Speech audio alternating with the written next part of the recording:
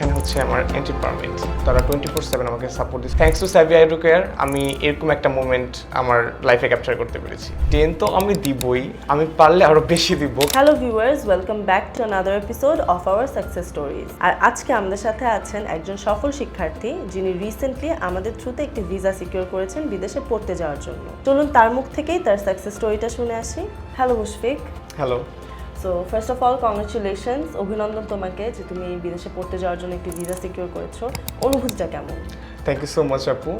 And আসলে এই অনুভূতিটা আসলে বলার মতো নয়, কারণ আমার গত অনেক বছর যাবতই অ্যাব্রড যাওয়ার খুবই ইচ্ছা, যার প্রথম ধাপটা আমি এই ভিসার মাধ্যমে কি অতিক্রম করেছি খুবই একটি পছন্দের সাবজেক্ট নিয়ে। আর যার ক্রেডিট আমি দিতে যাচ্ছি সাভি এডুকেয়ারকে। Thank you so much Savi Educare. So আমাকে একটু বলো যে আমাদের সাথে জার্নিটা শুরু হলো কিভাবে? আসলে আমি যখনই অ্যাব্রড যাওয়ার প্ল্যান করেছিলাম, অনেক রিসার্চ করার পরে আমি আসলে দেখতে পাই যে সাভি এডুকেয়ারটা খুব ভালো একটি কনসালটেন্সি ফার্ম, যার কারণে আর কি আমি এখানে এসেছিলাম। সো বেসিক্যালি আমি আসলে ফেসবুক থেকে আর কি সাভি এডুকেয়ারের ব্যাপারে জানতে পেরেছিলাম। প্রথমেই তুমি বললে যে তোমার খুব পছন্দের একটা সাবজেক্ট নিয়ে পড়তে যাচ্ছ, তো আমাদের সাথে একটু ডিটেলসগুলো যদি শেয়ার করতে।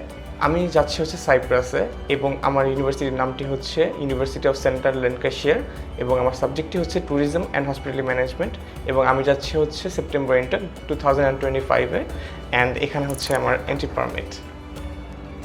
So now share with me, how did you feel about the processing and grooming support?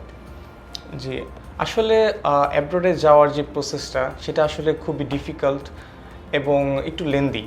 তো আসলে সাভি এডুকেয়ার আমাকে তারা আর কি সবসময় খুবই ফ্লেক্সিবল ছিল। তারা 24/7 আমাকে সাপোর্ট দিয়েছে। আমি যখনই তাদেরকে নক দিয়েছি, যখনই তাকে টেক্সট দিয়েছি, বা আমি কোনো বিষয় নিয়ে ওয়ারিড, কোনো কিছু নিয়ে আমার কোয়ারিজ আছে, তো তারা সবসময় আমাকে খুবই সাপোর্ট দেখিয়েছিল। সাভি এডুকেয়ার অলওয়েজ তাদের ট্রান্সপারেন্সিটা রেখেছিল, এবং তাদের কথা এবং কাজে সবসময় মিল দেখেছি আমি। সো যেহেতু তুমি বললে যে পুরো প্রসেসটা অনেক লেন্দি হয়ে থাকে, তো কোন পার্টটা তোমার সবচেয়ে বেশি ডিফিকাল্ট মনে হচ্ছে? যিনি আমাকে গাইড করেছে রাকেশ ভাইয়া, তিনি এই প্রসেসটা হ্যান্ডেল করেছে খুব স্মুথলি। আরেকটি পার্ট আছে যেটি হচ্ছে ভিসার জন্য ওয়েট করার যে বিষয়টা, তো ওই সময় আমার আসলে খুবই অস্থিরতা কাজ করতো আমার মধ্যে, যে ভিসা কবে আসবে, কতদিন ওয়েট করতে হবে। তো ওই সময়েও ভাইয়া আমাকে খুবই ভালো মেন্টাল সাপোর্ট দিয়েছিল। যে কোনো সময় আমি ভাইকে কোনো কোয়েশ্চেন জিজ্ঞেস করি, সে খুবই ভালো করে অ্যান্সার দিয়েছে এবং আমাকে সান্ত্বনা দিয়েছে। So viewers, as you know, as I always say that we treat our students like our families, not our clients. So এখন আমার সাথে একটু শেয়ার করো, ভিসা পাওয়ার মুহূর্তটা কেমন ছিল, অনুভূতিটা কিরকম ছিল? হ্যাঁ, আচ্ছা। তো আসলে মুহূর্তটা খুবই স্পেশাল ছিল আমার লাইফে, বিকজ এটা আমার ড্রিম ছিল অনেক আগে থেকে।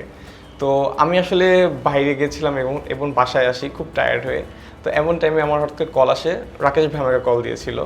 তো আমি ফোনটা দেখে I was really excited. And যখন আমি স্পিকার অন দিই, যখন তিনি আর কি বলে আমাকে যে নাবির মুশফিক তোমার ভিসা হয়ে গেছে, তখন আমার সাথে আমার ফ্যামিলি সবাই খুবই আর কি ইমোশনাল হয়ে গেছিলাম আমরা সবাই, যেটি আর কি আমার লাইফের একটা অনেক বড় একটা মেমোরি থাকবে, অলওয়েজ থাকবে।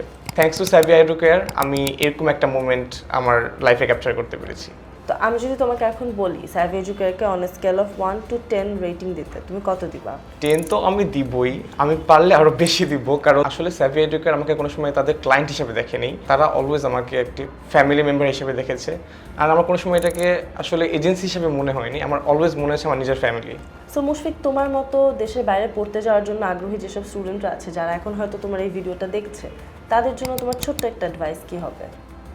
আমার অ্যাডভাইস হবে হচ্ছে, যখন আমরা কোনো কনসালটেন্সি অথবা কোনো এজেন্সি পিক করব, তখন আমাদের অলওয়েজ রিসার্চ করে এমন কোনো এজেন্সি পিক করতে হবে বা এমন কোনো কনসালটেন্সি পিক করতে হবে যারা কি ট্রান্সপারেন্সি বজায় রাখে এবং যাদের আর কি কথার সাথে কাজের মিল আছে। আসলে এমন কোনো যদি এজেন্সি পিক করতে হয়, তাহলে আমি চোখ বন্ধ করে বলবো যে সাভি এডুকেয়ার। তো আসলে কোনো সময় পেশেন্স হারা হওয়া যাবে না, পেশেন্স থাকতে হবে। Thank you so much Mushfiq for giving us your precious time and congratulations once again. তোমার ভবিষ্যৎ জার্নির জন্য অনেক অনেক শুভকামনা। সো ভিউয়ার্স, এতক্ষণ আমরা শুনছিলাম মুশফিকের কাছ থেকে তার সাকসেস স্টোরি। আপনারাও যদি আপনাদের বিদেশ পড়তে যাওয়ার স্বপ্নের ক্ষেত্রে আরও এক ধাপ এগিয়ে যেতে চান, এখনই যোগাযোগ করুন সাভি এডুকেয়ারের সাথে।